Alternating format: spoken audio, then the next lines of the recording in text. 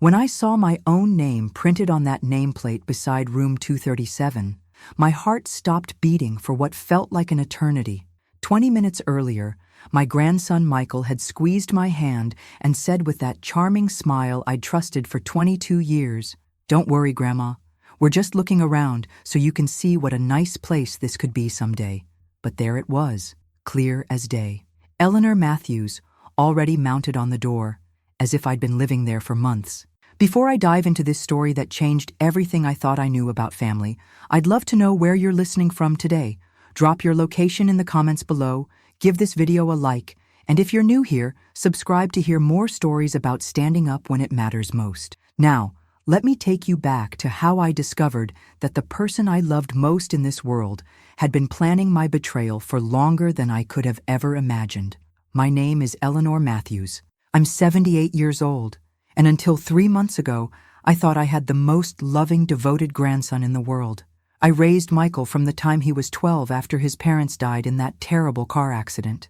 I gave him everything: my time, my love, my savings for his college education, and most importantly, my complete and unwavering trust. I thought he saw me as his second mother, his protector, his biggest supporter. I was so very wrong. It started on a Tuesday morning in October when Michael showed up at my house with coffee and those blueberry muffins from the bakery I loved. He'd been visiting more frequently over the past few months, which had warmed my heart. At my age, you cherish every moment with family, especially when they seem to genuinely want to spend time with you. "Grandma," he said, settling into the kitchen chair across from me, his expression serious but gentle. "I've been thinking a lot about your future. About making sure you're safe and well cared for." I smiled at him over my coffee cup. "Oh, Michael, I'm doing just fine. Dr. Peterson says I'm healthy as a horse for my age." He nodded, but there was something in his eyes I couldn't quite read. I know. But what about when you're not? What if something happens and I can't get to you quickly enough? I've been looking into some really nice senior living communities, just so we know what options are available."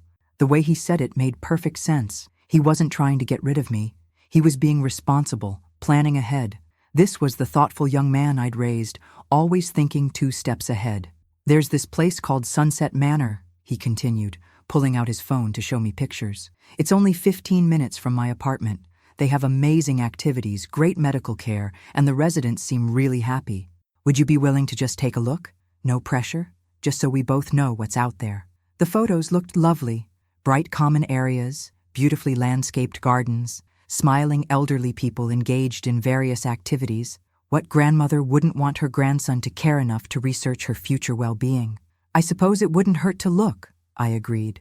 Michael's face lit up with what I thought was relief and gratitude. "Perfect. They actually have a spot available for a tour this afternoon. The director said she could show us around and answer any questions." Something should have felt rushed about that timing, but Michael had always been efficient. When he decided to do something, he did it thoroughly and quickly. I'd always admired that trait in him. We drove to Sunset Manor in his car, chatting about his job at the marketing firm and my recent book club selections. Everything felt normal, comfortable, the way it always did with Michael. He helped me out of the car with the same gentle care he'd shown me for years, took my arm as we walked up the curved pathway to the entrance. The facility was indeed beautiful. The lobby had cathedral ceilings, comfortable seating areas, and large windows that let in plenty of natural light. Classical music played softly in the background, and the staff members we passed smiled warmly and greeted us with genuine friendliness. Mrs. Matthews, a woman in her 50s, approached us with a professional smile. "I'm Patricia Williams, the director of admissions. Michael has told me so much about you." I glanced at Michael, surprised. When had he spoken to her? But he just squeezed my arm and said, "I wanted to make sure they understood what a special lady you are." Patricia led us through the common areas first, a library with floor-to-ceiling bookshelves, an art studio where residents were painting watercolor landscapes, a dining room with white tablecloths and fresh flowers on every table. Everything was immaculate, cheerful, and designed to feel more like a high-end hotel than an institutional care facility. "Our residents really are like family here," Patricia explained as we walked. "We have movie nights, birthday celebrations, even field trips to local theaters and museums. Many of our residents tell us they're more active here than they were living alone. We toured the medical facilities, the fitness center, even the beauty salon. Michael asked thoughtful questions about meal plans, activities schedules, and emergency medical protocols. I found myself genuinely impressed with the place, though I still couldn't imagine leaving my own home. Now, Patricia said, would you like to see one of our available suites, just to get a feel for the living spaces? Sure, I said, curiosity getting the better of me. We walked down a carpeted hallway lined with doors, each bearing a nameplate with a resident's name. Patricia stopped in front of room 237 and fumbled with her keys. This is one of our nicest units, she said, unlocking the door.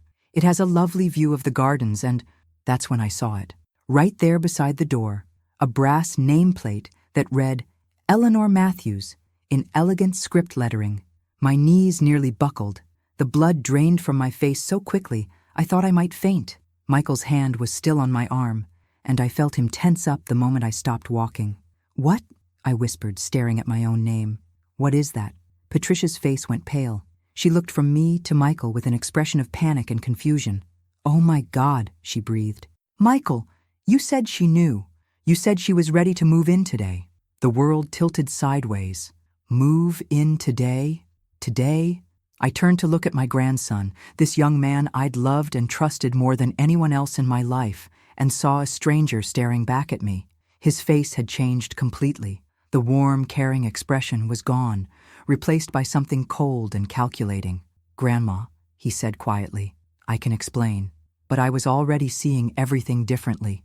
The increased visits over the past few months, the way he'd been asking detailed questions about my daily routines, my medical history, my financial situation, the forms he'd helped me organize just to get your affairs in order, the power of attorney documents he'd convinced me to sign just in case of emergency.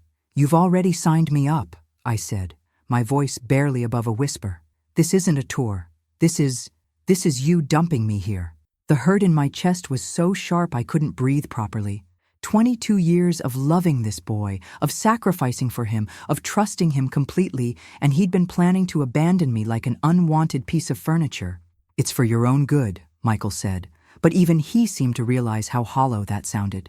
You can't keep living alone forever, and this place is— Get away from me, I said, stepping backward until my back hit the wall.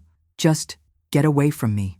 That's when I knew my life as I'd known it was over, and the person responsible was the one person in the world I'd never thought could hurt me. Patricia Williams looked like she wanted to disappear into the floor. Michael, you assured me she was aware of the arrangements. You said she was excited about moving in today. She is aware, Michael said, his voice taking on a tone I'd never heard before. Authoritative, almost aggressive. Grandma, you're just having a moment of anxiety. We discussed this. You agreed this was the best option. I never agreed to anything. The words came out louder than I intended, and I saw other staff members glancing our way. We came here for a tour. You said we were just looking. Michael's jaw tightened. You're not thinking clearly. This is exactly why you need professional care. The manipulation was so smooth, so practiced, that I realized this wasn't a spur-of-the-moment decision. He'd been planning this for months, maybe longer.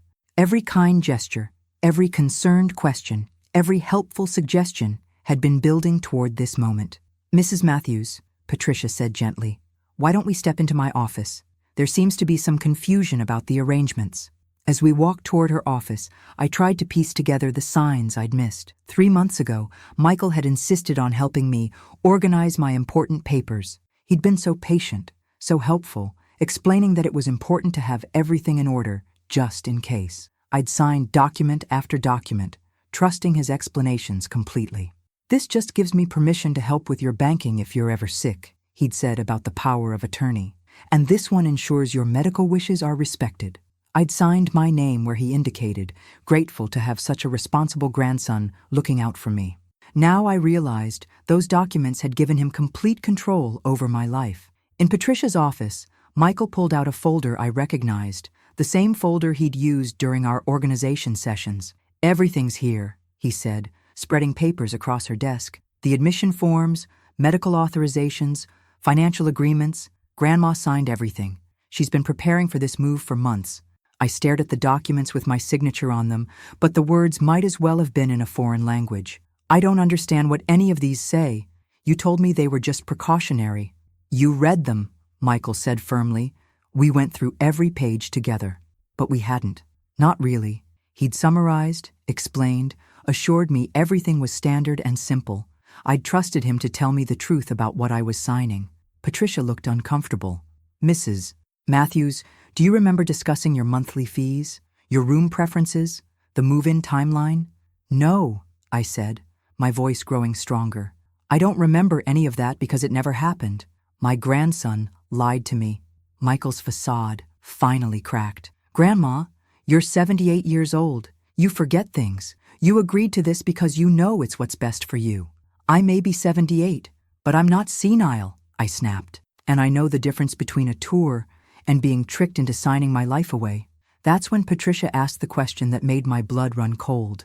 Michael, what about Mrs. Matthews's belongings? You said the moving truck would be here at 3 o'clock. Moving truck. He'd arranged for a moving truck to come to my house today.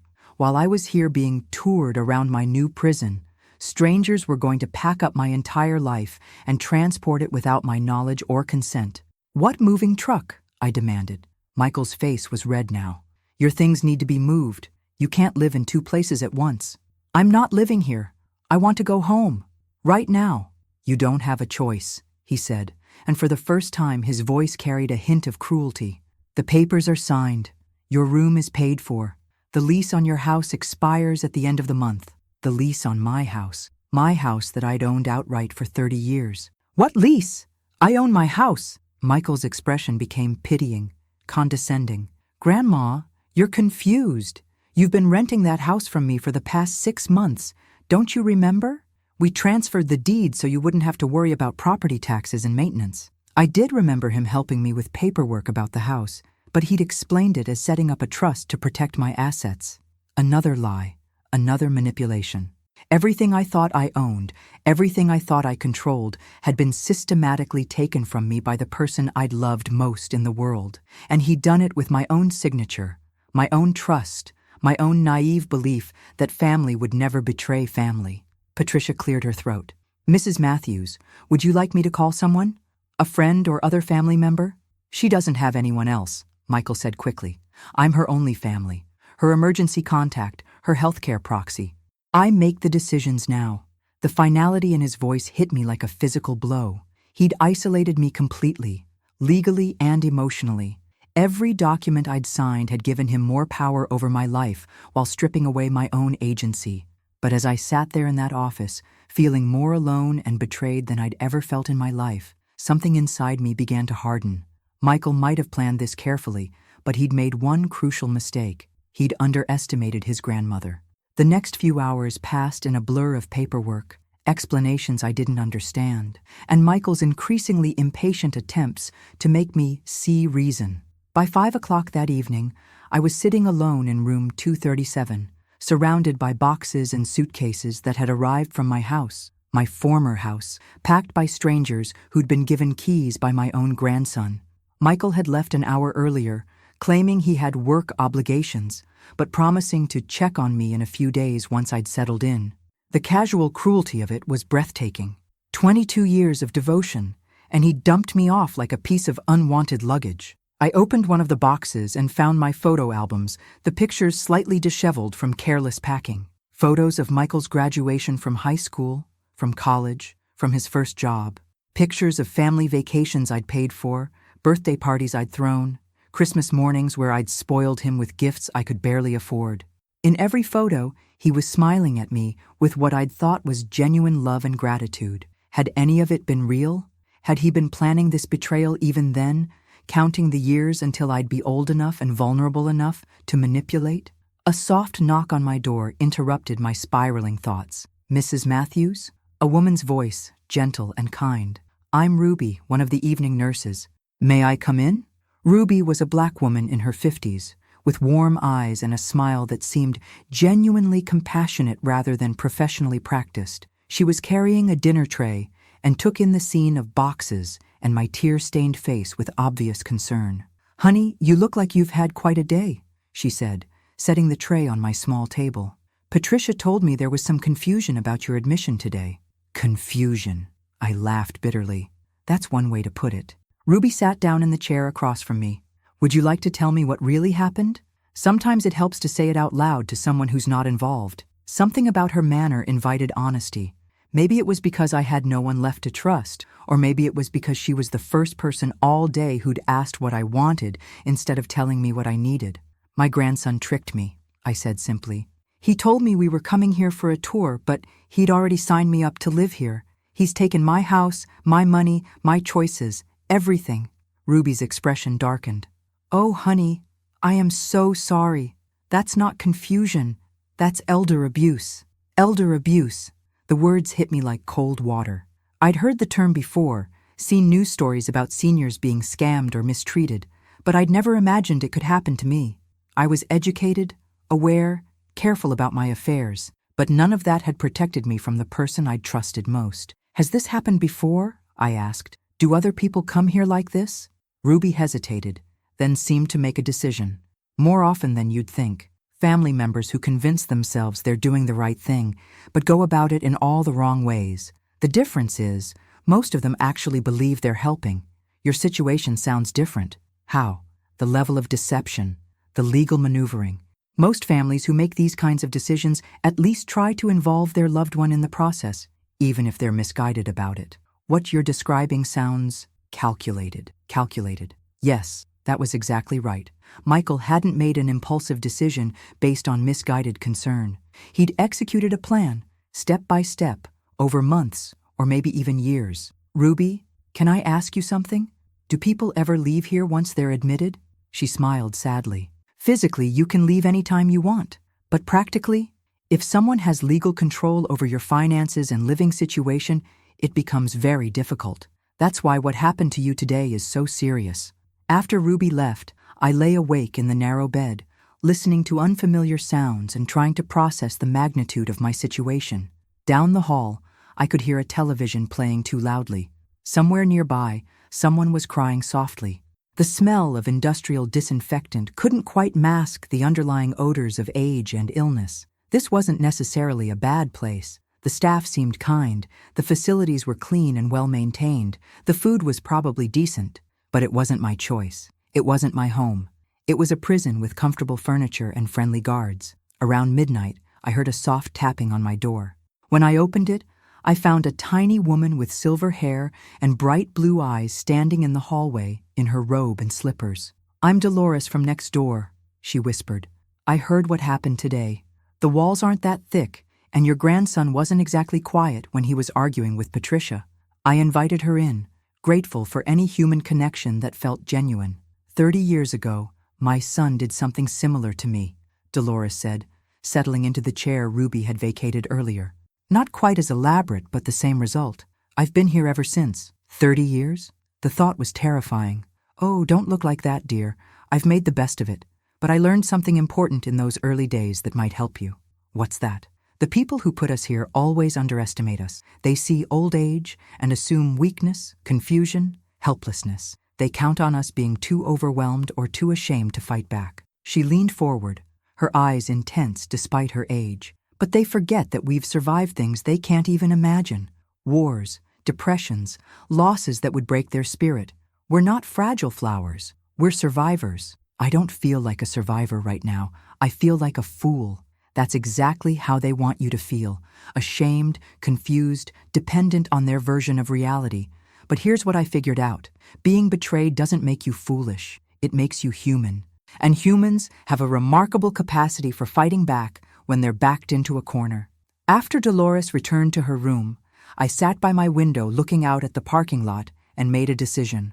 Michael might have won this battle through deception and manipulation, but the war wasn't over. I was 78 years old, not dead, and I was about to remind my grandson exactly who had raised him to be so clever and determined. Unfortunately, he'd learned those lessons a little too well. The next morning, I woke up with a sense of purpose I hadn't felt in months. If Michael thought he could manipulate me into passive acceptance, he'd seriously miscalculated. I might be in unfamiliar territory, but I wasn't helpless. My first stop was the business center Sunset Manor maintained for residents. It had computers with internet access, a printer, and, most importantly, privacy. I'd been using computers since the 1980s when I worked as a bookkeeper, and while technology had evolved, my basic skills remained solid. I started by researching the legal documents Michael had convinced me to sign. What I discovered made my stomach turn. The power of attorney wasn't just for emergencies. It was comprehensive, giving him complete control over my finances, medical decisions, and living arrangements. The house transfer hadn't been a trust for my protection. It had been a legal sale for far below market value. But the most shocking discovery was the timeline. The earliest document was dated 8 months ago, shortly after I'd mentioned to Michael that I was considering updating my will to leave everything to him. He'd begun planning my institutionalization the moment he was certain of his inheritance. Finding anything interesting? Ruby had appeared beside me, having finished her morning rounds. My grandson has been stealing from me for months, I said, showing her the computer screen. Look at this bank statement. He's been transferring money from my accounts to his, supposedly for care expenses and advance planning fees, thousands of dollars. Ruby studied the information with growing concern. Eleanor, this is financial elder abuse. Have you considered contacting Adult Protective Services? I don't even know where to start. Michael isolated me so completely that I don't have a lawyer, and most of my old friends have passed away or moved to be closer to their own families. Well, you're not as alone as you think, Ruby said with a smile. Let me introduce you to someone. An hour later, I was sitting in the facility's library with Dorothy Chen, a retired lawyer in her 70s who'd been living at Sunset Manor for 2 years after a stroke. Despite her physical limitations, her mind was sharp as ever, and she'd been providing informal legal advice to fellow residents who found themselves in difficult situations. Your case is textbook financial abuse, Dorothy said after reviewing the documents I'd printed. The problem is that everything was done legally. You signed the papers willingly, even if you didn't understand what you were signing. So there's nothing I can do? I didn't say that. There are several potential avenues, but they'll require proof that you were deceived or coerced. Do you have any evidence that Michael misrepresented what you were signing? I thought back to our sessions at my kitchen table. He told me the power of attorney was just for emergencies. The house transfer was supposed to be a trust to protect my assets. He said the Sunset Manor paperwork was just preliminary, so we'd have options if I ever needed them. Did anyone else witness these conversations? No, we were always alone when he had me sign things. He said it was to protect my privacy. Dorothy nodded grimly. Classic isolation technique, but there might be another approach. Tell me about Michael's recent behavior. Has he been acting differently? Spending money unusually? Any changes in his lifestyle? I thought about the past few months. Actually, yes. He bought a new car last month, a BMW, said he got a promotion at work, and he's been talking about taking a vacation to Europe. With what money? Do you know his salary? He works in marketing for a mid-sized firm. I doubt he makes more than $50,000 a year. Dorothy's eyes lit up. Eleanor, I think your grandson may have made a crucial mistake. If he's been using your money to finance lifestyle improvements while claiming it was for your care, that could constitute fraud regardless of the power of attorney. Over the next few hours, Dorothy helped me piece together a timeline of Michael's financial activities. Using the business center computers and my online banking access, which Michael apparently hadn't thought to revoke, we discovered a pattern of transfers from my accounts that coincided with his major purchases. Look at this, Dorothy said, pointing to the screen. $3,000 transferred the same day he bought his car, $5,000 the week before he put down a deposit on his European vacation, and here, he's been paying his rent from your checking account for the past 6 months. But wouldn't the power of attorney allow him to do that if he claimed it was for my benefit? Not unless he could prove those expenses were related to your care. A BMW and a vacation to Paris are hardly medical necessities. By the end of the day, we'd compiled a comprehensive file of evidence showing that Michael had been systematically draining my accounts for personal expenses while claiming to arrange for my care. It was a strong foundation for legal action, but Dorothy warned me that the process would be long, expensive, and emotionally draining. The good news is that you don't have to fight this alone, she said. There are organizations that help seniors who've been financially abused, and sometimes just the threat of legal action is enough to get the abuser's attention. That evening, I called Michael from the phone in my room. When he answered, his voice was cheerful and casual, as if he hadn't destroyed my life just 24 hours earlier. "Hi, Grandma. How was your first day? I hope you're settling in okay." The normalcy of his tone was infuriating. "Michael, I need to ask you something. Did you buy a new car recently?" There was a pause. "Yeah, I got a BMW. Why? How did you pay for it?" Another pause, longer this time. "I got a promotion. I told you about that. I've been looking at my bank statements, Michael. $3,000 was transferred from my account to yours the same day you bought that car." The silence stretched so long, I thought he might have hung up. "Grandma, that money was for your care expenses, moving costs, security deposits, things like that." "What moving costs? You arranged everything without telling me. What security deposits? I never agreed to any of this. You're getting confused again. This is exactly why you need professional care." But his voice had changed. The easy confidence was gone, replaced by something tighter, more defensive. For the first time since this nightmare began, Michael sounded worried. "I'm not confused, Michael. I'm angry, and I'm getting help." After I hung up, I sat in my room feeling something I hadn't experienced in months: hope. Michael's plan had depended on my isolation, confusion, and shame. But thanks to Ruby and Dorothy, I wasn't isolated anymore. And I was far from confused. I was ready to fight back. The next morning brought an unexpected visitor.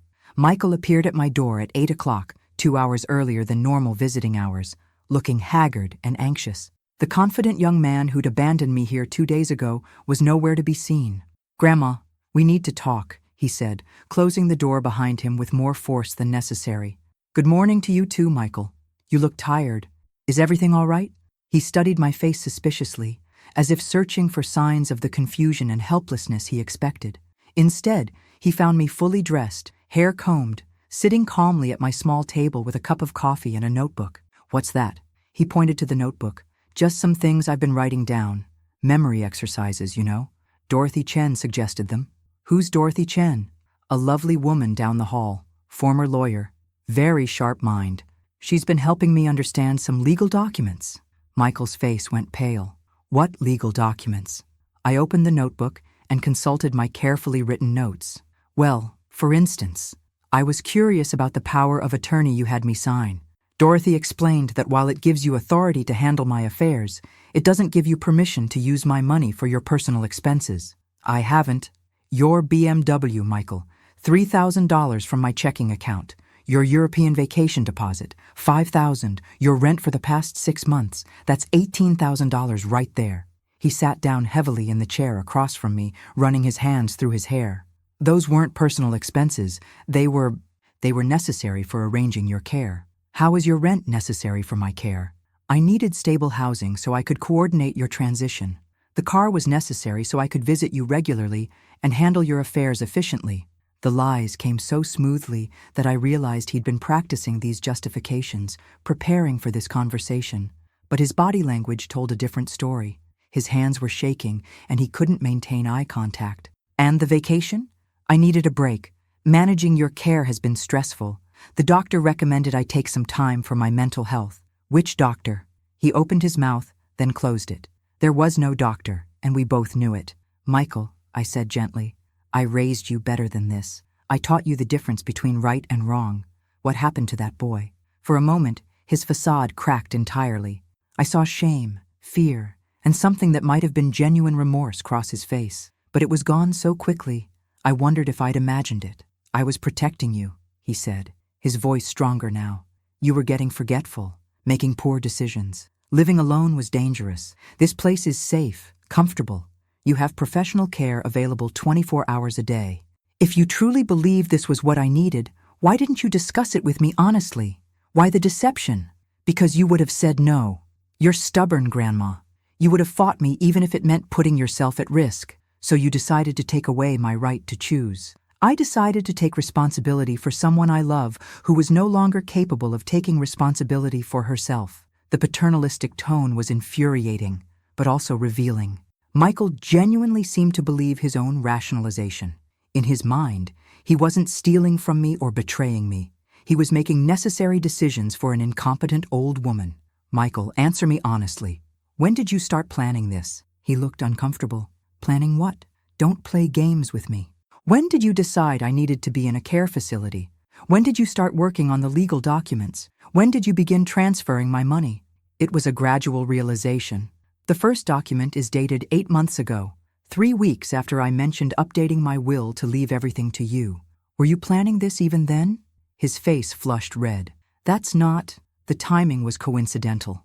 Was it?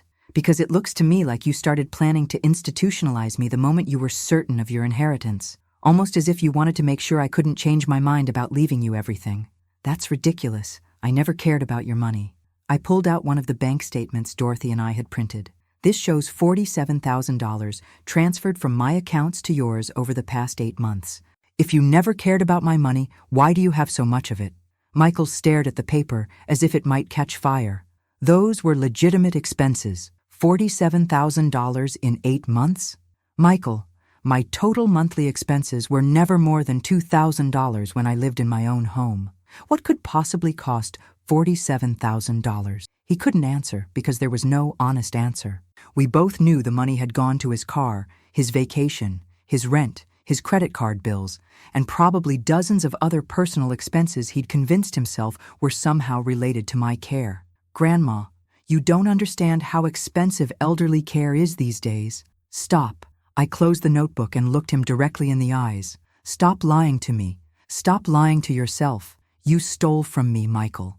You manipulated me, isolated me, and took control of my life so you could spend my money while I was still alive to see it. The silence that followed was deafening. Michael stared at me with an expression I'd never seen before, not shame or remorse, but anger. Cold, hard anger that he wasn't even trying to hide anymore. Fine, he said finally. You want the truth? Here it is. You're old, Grandma. You're not going to live forever, and when you die, everything becomes mine anyway. I just accelerated the timeline a little bit. The casual cruelty of his words hit me like a physical blow. This wasn't the grandson I'd raised and loved. This was a stranger who saw me as nothing more than an obstacle between him and my money. At least you're being honest now, I said quietly. I took care of you for 22 years. I was the perfect grandson, visiting you, calling you, pretending to care about your boring stories and your endless health complaints. Do you have any idea how exhausting that was? Pretending to care? My voice was barely a whisper. Did you really think I enjoyed spending my weekends with a lonely old woman? I had friends, girlfriends, places I wanted to be, but I knew that maintaining a relationship with you was an investment in my future. Each word was like a knife to my heart. 22 years of what I'd thought was genuine love and family connection had been nothing more than a long-term financial strategy. So, everything was fake? All of it? Michael shrugged. I did what I had to do, and now I'm doing what I have to do. You're taken care of, your money is being put to good use, and everyone gets what they need. Everyone except me. You'll be fine here. It's a nice place. You'll make friends, stay busy, be safe. What more do you need at your age? What more did I need? I needed dignity. I needed autonomy. I needed to matter as something more than a bank account with an inconvenient owner attached. But most of all, I needed Michael to understand that he'd made a terrible mistake in underestimating the woman who'd raised him. You're right about one thing, Michael. I am old, but I'm not dead yet, and I'm not nearly as helpless as you think I am. Something in my tone must have warned him, because his expression shifted from smugness to wariness. What's that supposed to mean? It means you should have been more careful about the paper trail you left behind. It means you should have considered that stealing from someone doesn't become legal just because you have power of attorney. And it means you should have remembered that I'm the one who taught you to be thorough and determined. I stood up and walked to the door, opening it for him. I think our conversation is over, Michael. He remained seated, staring at me with a mixture of confusion and growing alarm. Grandma, what are you planning to do? I'm planning to get my life back, starting now. After he left, I allowed myself exactly 5 minutes to cry for the grandson I'd thought I knew, the relationship I'd thought we had, and the 22 years of love I'd given to someone who saw me only as a retirement fund. Then I dried my eyes, picked up my notebook, and got back to work. Word travels fast in a place like Sunset Manor. By lunchtime, half the residents knew that Eleanor in room 237 was fighting back against the family member who dumped her there. By dinner, I had more allies than I knew what to do with. My daughter did something similar, said Frank from the room across the hall. He was a retired police detective who walked with a cane, but still had the sharp eyes of someone trained to spot deception. Not as elaborate as your grandson's scheme, but the same basic betrayal. Convinced me to sign over my house, then had me committed here when I started asking questions. We were sitting in the sunroom with Dorothy, Ruby, and 3 other residents who'd heard about my situation. What had started as an informal support meeting was turning into something that looked suspiciously like a war council. The thing about these family members, added Margaret, a former social worker in her 80s, is that they always assume we're too old, too confused, or too ashamed to fight back. They count on our isolation and our trust in family bonds. Well, Michael definitely miscalculated my capacity for shame, I said. I'm angry, not embarrassed, and thanks to all of you, I'm not isolated either. Dorothy spread out the documents we'd compiled over the past 3 days. I've been in touch with Sarah Martinez at Elder Justice Legal Services. She's agreed to take Eleanor's case on a pro bono basis.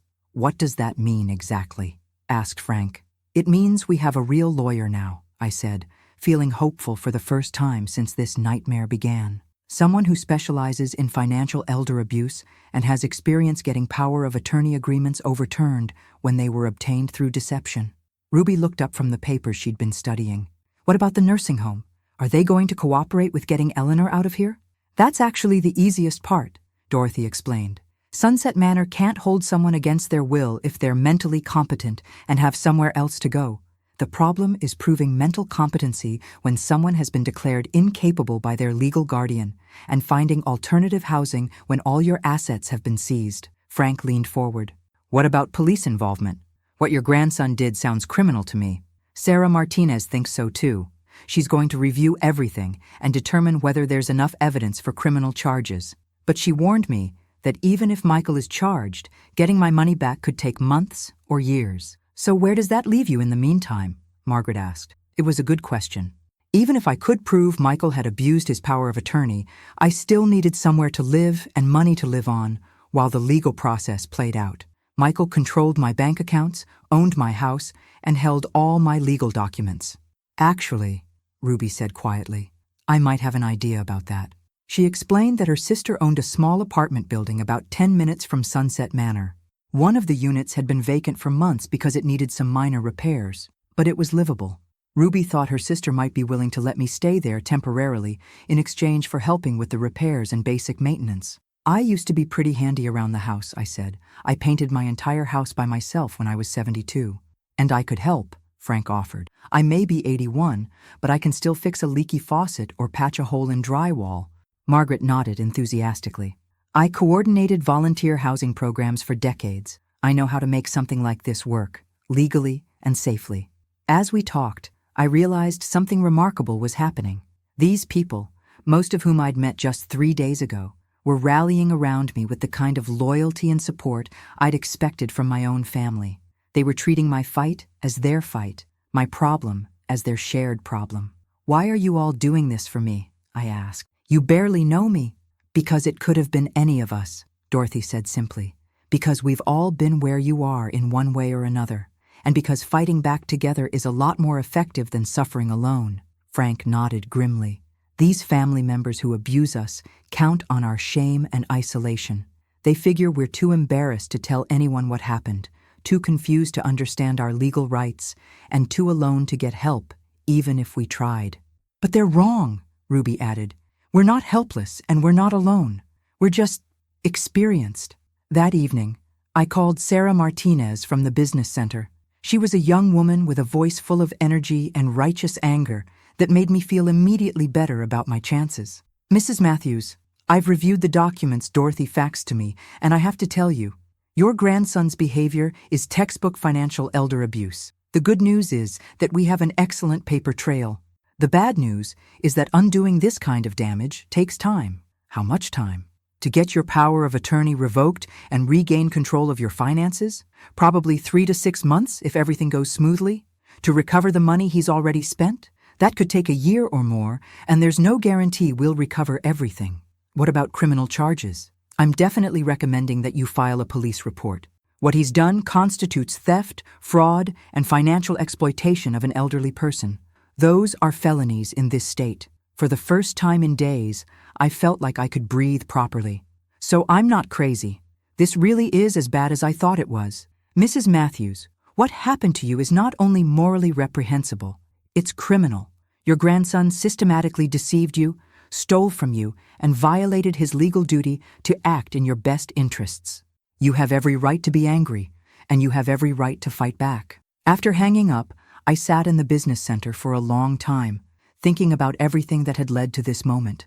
3 days ago, I'd felt utterly powerless, completely alone, and ashamed of my own gullibility.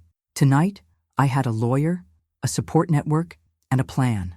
Michael thought he'd outsmarted me by using my love against me, by manipulating my trust and isolating me from help.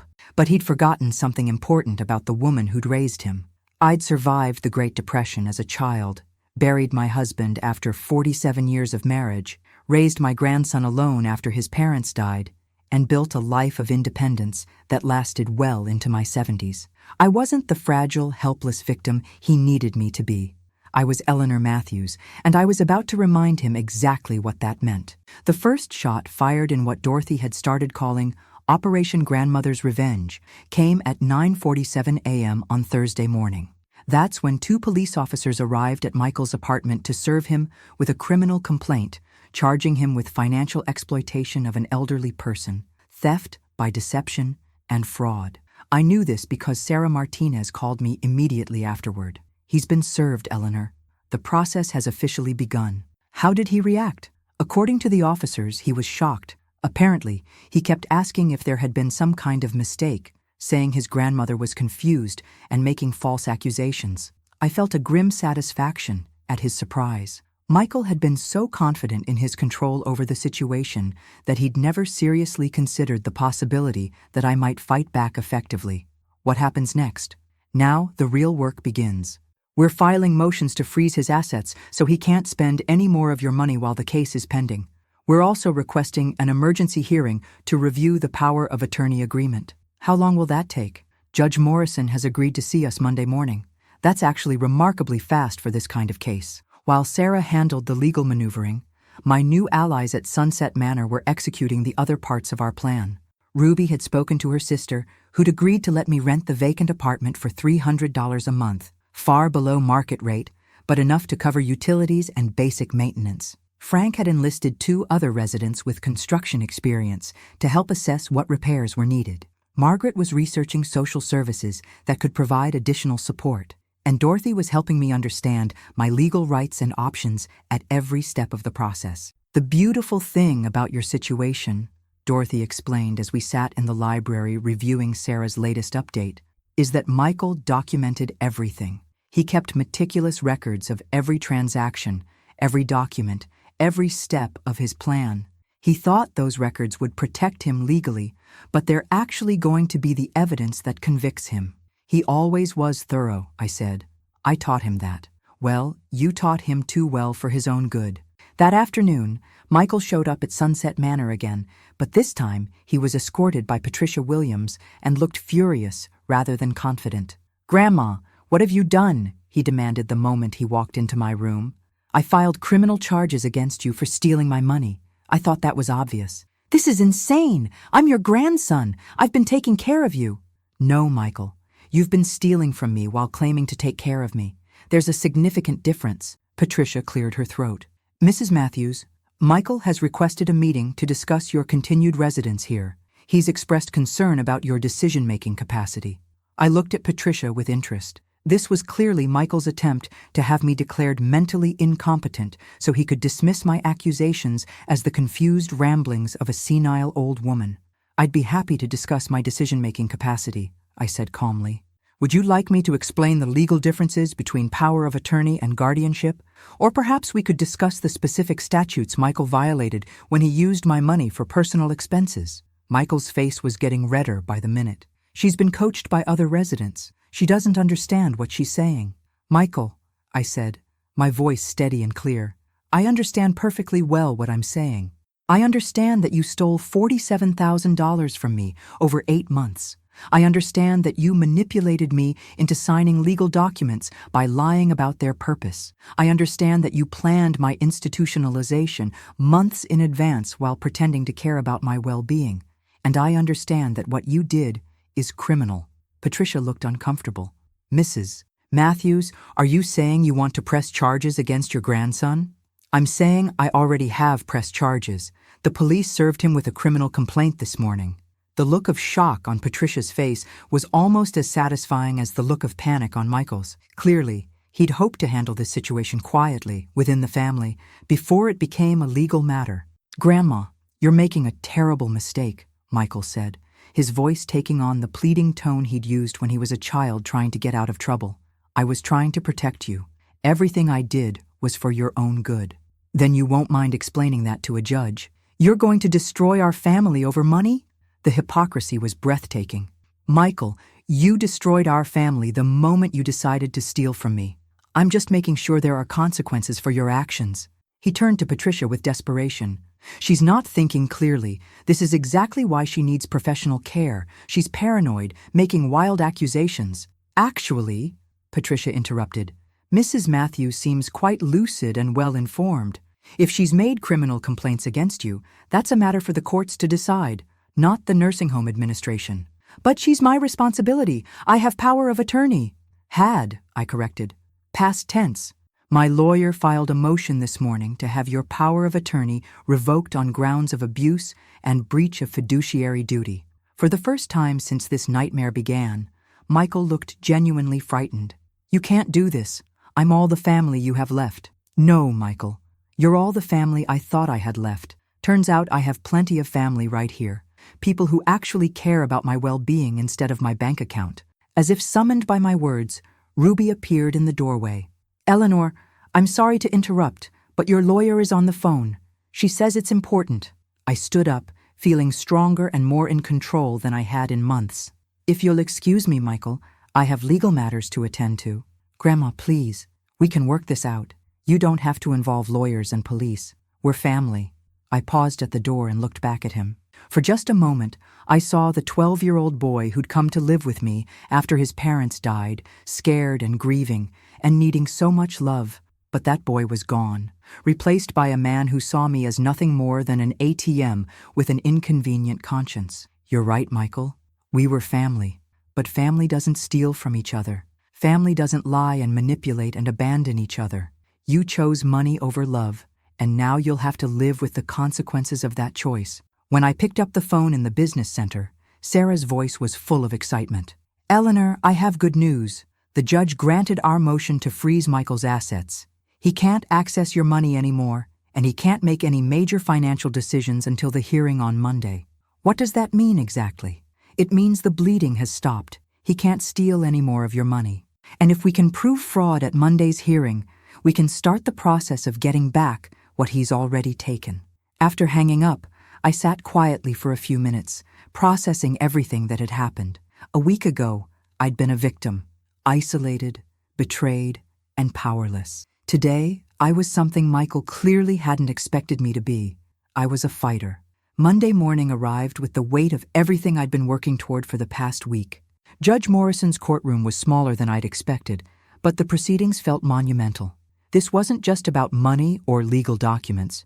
It was about dignity, autonomy, and whether someone could systematically destroy another person's life simply because they were old. Sarah Martinez had prepared me thoroughly for what to expect, but nothing could have prepared me for the sight of Michael sitting at the defendant's table with his own lawyer, looking like a complete stranger. Gone was any pretense of the loving grandson. In his place sat a man in an expensive suit who looked at me with open hostility.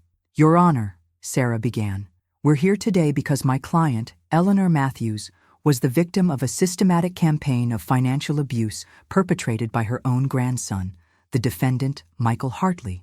Michael's lawyer, a sharp-faced woman named Jennifer Walsh, immediately objected. Your Honor, my client was acting within his legal authority as Mrs. Matthews's power of attorney. Any transfers of funds were made for her care and benefit. Judge Morrison, a woman in her 60s with kind eyes and a no-nonsense demeanor, raised her hand for silence. I've reviewed the preliminary filings from both sides. Mrs. Martinez, please present your evidence. For the next hour, Sarah methodically laid out the case. Bank records showing transfers of money to Michael's personal accounts. Documentation of purchases that had nothing to do with my care. evidence that the power of attorney had been obtained through misrepresentation of its purpose and scope. "Mrs. Matthews," Sarah said, turning to me, "please tell the court about the day you signed the power of attorney document." I stood up, my voice steady despite my nerves. "Michael told me it was just for emergencies. He said it would allow him to help me if I was ever sick or incapacitated. He assured me it didn't give him any immediate authority over my affairs." "Did he explain that it would allow him to transfer ownership of your house to himself?" "No. He said the house papers were about setting up a trust to protect my assets." "Did he tell you that he could move you to a nursing home without your consent?" "Absolutely not. He said the Sunset Manor paperwork was preliminary, just so we'd have options if I ever needed care." Michael's lawyer cross-examined me aggressively, trying to paint me as confused, forgetful, and unable to manage my own affairs. But the weeks of preparation with Dorothy and Sarah had made me ready for every question. "Mrs. Matthews, isn't it true that you sometimes forget things? I'm 78 years old. I sometimes forget where I put my reading glasses. I don't forget giving someone permission to steal my money. Isn't it possible you simply don't remember the conversations where your grandson explained these documents?" "Ms. Walsh, I may be old, but I'm not senile. I remember every conversation about those documents because they were important to me. What I don't remember is Michael ever telling me the truth about what I was signing." When it was Michael's turn to testify, his lawyer tried to present him as a caring grandson who was overwhelmed by the responsibility of caring for an aging relative. "Mr. Hartley," his lawyer asked, "why did you feel it was necessary to move your grandmother to a care facility? She was becoming forgetful and making poor decisions. I was worried about her safety living alone. Can you give the court specific examples?" Michael hesitated. She would forget to pay bills sometimes, and she fell once in her kitchen." "When did she fall?" Sarah asked during cross-examination. It was a few months ago." "Mr. Hartley, I have Mrs. Matthews' medical records. There's no documentation of any fall or injury. Are you sure this happened?" "She might not have gone to the doctor." "Mr. Hartley, let's talk about the BMW you purchased with money from your grandmother's account. How was that purchase related to her care?" "I needed reliable transportation to coordinate her care and visit her regularly. The car cost $38,000. Wouldn't a less expensive vehicle have served the same purpose?" I wanted something reliable." "What about the $5,000 deposit you put down on a European vacation? How was that related to your grandmother's care?" Michael's face flushed red. "My doctor recommended I take time off to manage the stress of caregiving." "Which doctor?" Dr. Phillips." "Mr. Hartley, I contacted Dr. Phillips' office. They have no record of you as a patient. Did you lie to this court about having a doctor's recommendation?" The questioning continued for another hour, with Michael's story becoming more and more inconsistent. By the time Sarah finished with him, it was clear to everyone in the courtroom that his claims about acting in my best interest were fabrications. But the most damning evidence came when Sarah presented Michael's own financial records, which he'd been required to turn over during discovery. "Your Honor, these records show that in the 8 months since obtaining power of attorney, Mr. Hartley spent $47,000 of his grandmother's money. Of that amount, less than $8,000 went to actual care expenses. The rest went to personal purchases, vacations, rent, and luxury items." Judge Morrison studied the documents with growing displeasure. "Mr. Hartley, can you explain why your grandmother's money was used to pay your rent?" I needed stable housing to coordinate her care. For 8 months before you moved her to a care facility? I was planning ahead. Mr. Hartley, it appears to me that you were planning to spend your grandmother's money, not planning for her care." When court recessed for lunch, Michael approached me in the hallway, his lawyer trailing behind, looking uncomfortable. "Grandma, it doesn't have to be like this," he said quietly. "We can settle this. I'll pay back the money, and you can drop the charges. Pay it back with what money, Michael? You spent it all. I'll figure something out. I'll get a loan, work extra hours, but you're destroying my life over this." I looked at him for a long moment, this young man I'd loved and trusted completely. "Michael, you destroyed your own life when you decided to steal from me. I'm just making sure you face the consequences. I never meant to hurt you."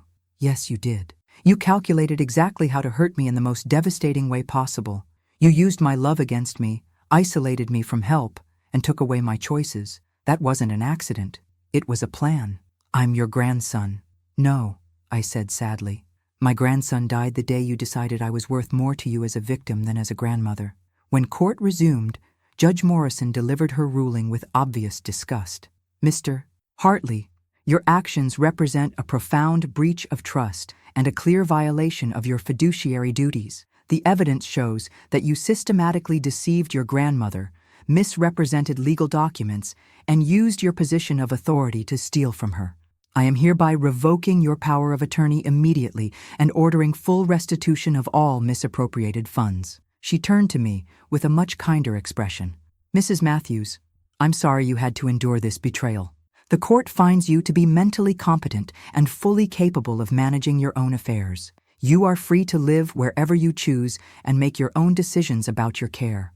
As we left the courthouse, Sarah squeezed my arm. It's over, Eleanor. You won. But looking back at Michael, who was arguing heatedly with his lawyer about appeals and payment plans, I realized something important. I hadn't just won a legal victory. I'd reclaimed my life, my dignity, and my right to choose my own future. The question now was, what did I want to do with that future? The apartment Ruby's sister had found for me was perfect in ways I hadn't expected. It was small but bright, with large windows that looked out over a community garden. More importantly, it was mine. After weeks of living in a room that had been chosen for me, sleeping in a bed I hadn't selected, following schedules I hadn't made, the simple act of having my own space again felt revolutionary. Frank and his construction crew from Sunset Manor had been true to their word. The kitchen faucet no longer leaked, the bedroom closet door closed properly, and fresh paint covered the scuff marks on the walls. I'd insisted on paying for the materials despite their protests about labor costs, but they'd refused any payment for their time.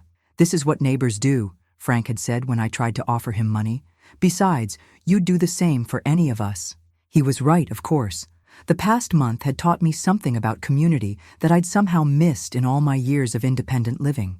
3 weeks after Judge Morrison's ruling, I received a call from Detective Sarah Chen, no relation to Dorothy, despite the coincidence of names. She was handling the criminal case against Michael. Mrs. Matthews, I wanted to update you on the prosecution. Mr. Hartley has been offered a plea agreement. What kind of agreement? He would plead guilty to financial exploitation of an elderly person and agree to pay full restitution.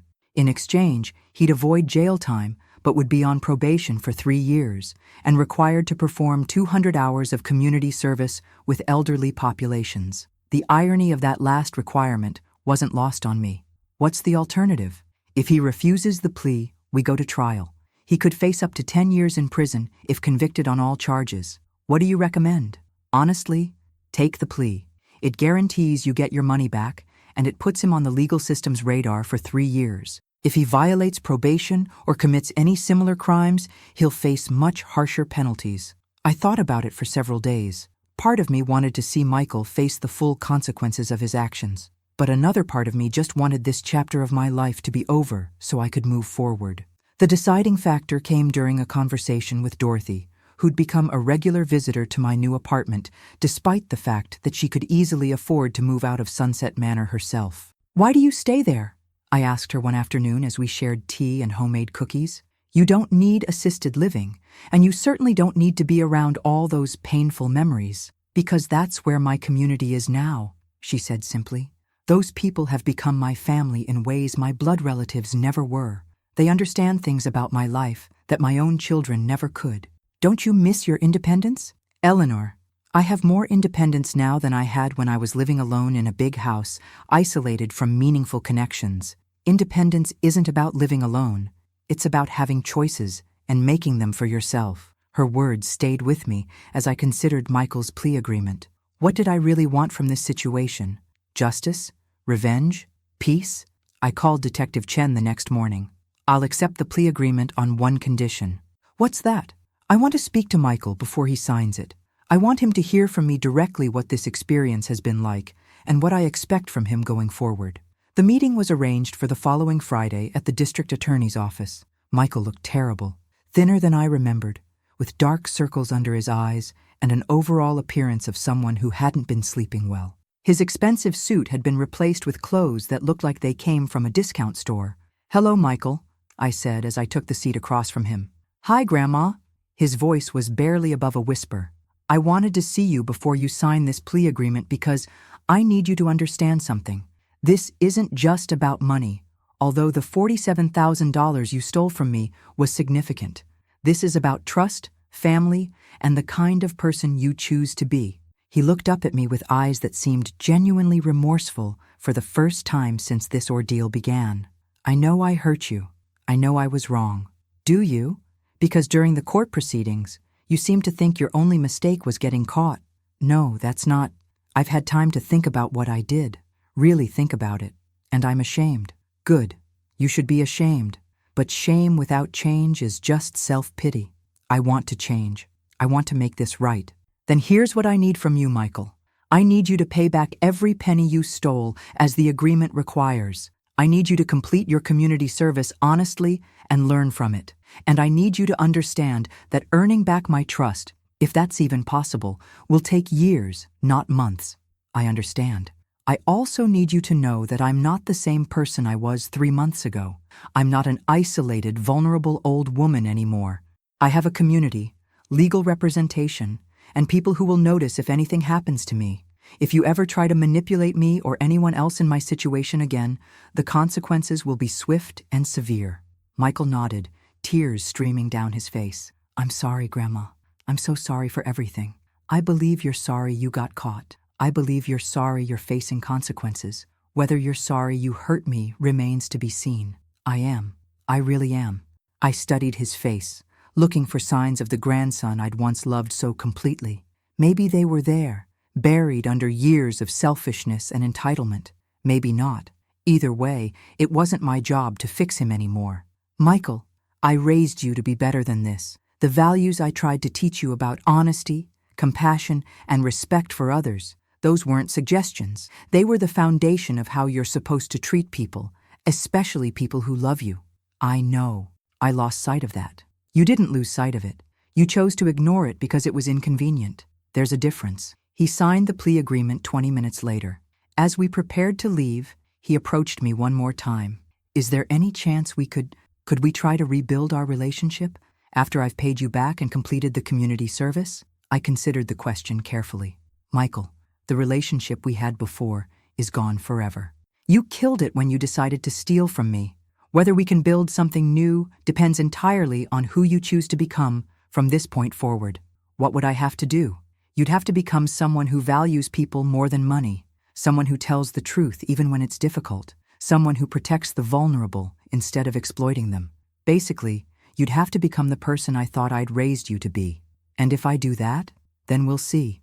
But understand this, any future relationship between us will be based on respect and honesty, not on love and trust. You'll have to earn everything you get from me, and you'll never again have access to my finances or legal authority over my life." As I left the building that day, I felt something I hadn't experienced since this nightmare began.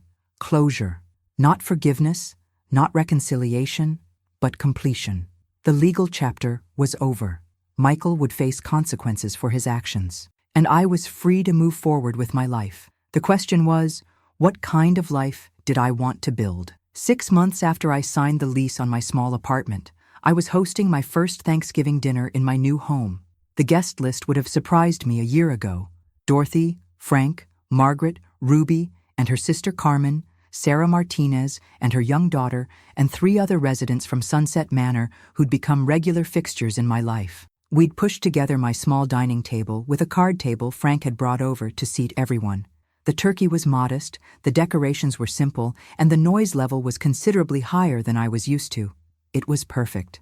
"Eleanor," Dorothy said as we cleared the dessert plates, "remember when you asked me why I stayed at Sunset Manor instead of getting my own place? You said it was because that's where your community was." "Exactly.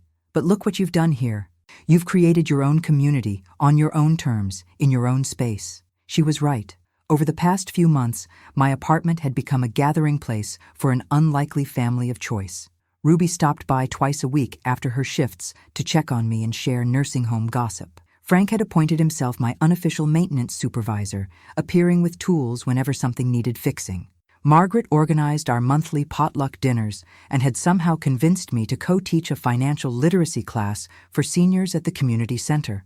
Dorothy and I had become research partners, helping other elderly people navigate situations similar to what I'd experienced. We'd assisted 4 families in the past 3 months, and Sarah Martinez had started referring cases to our informal advocacy group.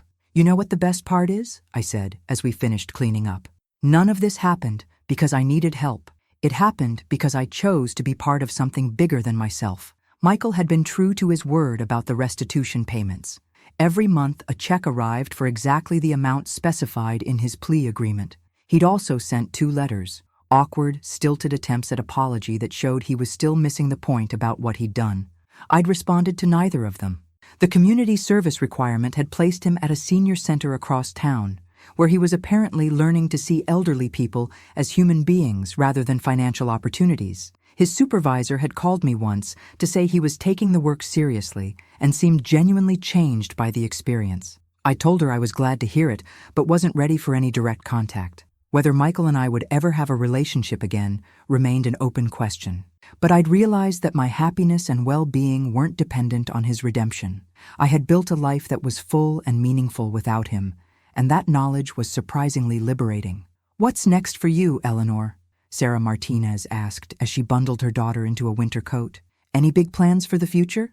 I thought about it. At 79, I was healthier and more socially connected than I'd been in years. I had meaningful work helping other seniors, a support network that functioned like family, and complete control over my own decisions. "I'm thinking about taking a trip," I said. "Dorothy and I have been talking about visiting Ireland. She's never been, and I haven't been since my honeymoon 45 years ago." "That sounds wonderful," Ruby said. "Are you nervous about traveling at your age?" The question would have terrified me a year ago. Then, I'd seen my age as a limitation, a reason to be cautious and dependent on others. Now, I saw it as an achievement. I'd survived almost 8 decades, learned from my mistakes, and emerged from the worst betrayal of my life stronger than before. "Ruby, I spent too many years being afraid of what might happen if I took risks. This year taught me that the biggest risk is living a life controlled by fear instead of guided by hope."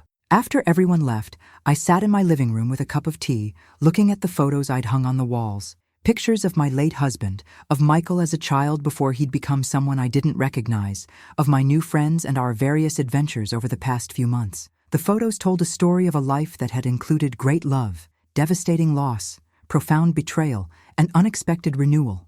Not the story I'd planned, but a story worth living nonetheless. My phone rang, interrupting my reflections. The caller ID showed a number I didn't recognize, but something made me answer it anyway. "Mrs. Matthews? This is Jennifer Walsh, Michael's attorney." My stomach clenched. Had something happened? Had Michael violated his plea agreement? "Yes, I'm calling because Michael asked me to contact you. He's completed his community service requirement 3 months early and wanted you to know that he's been accepted into a program for people who've committed financial crimes against family members. It's a year-long intensive counseling and education program." "I see. He also wanted me to tell you that he's not requesting any contact or response from you. He just wanted you to know that he's taking responsibility for changing himself, not because he expects anything from you, but because he finally understands that it's the right thing to do." After I hung up, I realized that Michael's message had given me something I didn't know I needed: confirmation that I'd made the right choice in holding him accountable. Not because it had magically transformed him into the grandson I thought he was, but because it had forced him to confront the reality of who he'd become. Whether his efforts at change were genuine or just another manipulation remained to be seen. But that was his journey now, not mine. I'd spent enough years trying to guide his moral development. If he wanted to become a better person, he'd have to do it for himself, not for me. I walked to my bedroom window and looked out at the community garden where neighbors of all ages worked together to grow vegetables they shared with anyone who needed them. Tomorrow, I'd join them for the winter preparation work, helping to protect the plants that would bloom again in spring.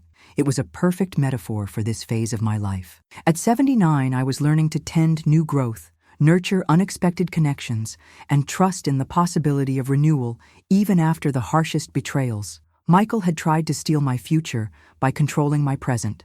Instead, he'd inadvertently given me the greatest gift of my later years, the knowledge that I was stronger, more resourceful, and more worthy of love than I'd ever imagined. The woman who'd walked into Sunset Manor 6 months ago had been a victim, isolated, betrayed, and powerless. The woman who would go to sleep in her own bed tonight was something far more dangerous to anyone who might try to exploit her again. I was a survivor who'd built her own family, reclaimed her own power, and refused to let someone else's cruelty define her future. And tomorrow, I'd wake up and continue building the life I wanted, surrounded by people who valued me for who I was rather than what I owned. That, I realized, was the sweetest revenge of all.